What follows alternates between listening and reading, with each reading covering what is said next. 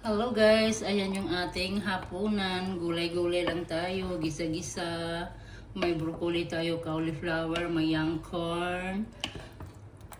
Oh, lagyan lang natin ng manok. Oh, pwede na yan. Gulay-gulay, pampahaba ng buhay. Ready to eat na yan guys, for dinner. Yan lang ang aming ulam. Kaya na tayo, boy. Sige pa. Sana may ano to. Okay na to.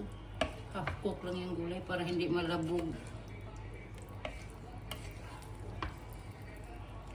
Sarap niyan. Okay na yan, half cook. Hindi naman masyadong malambot. Nauna ta guys.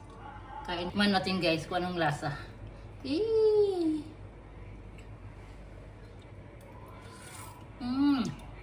Ayos na guys. Ready na yan guys. Kainan na tayo guys. Salamat sa pagtanaw guys. Bye bye.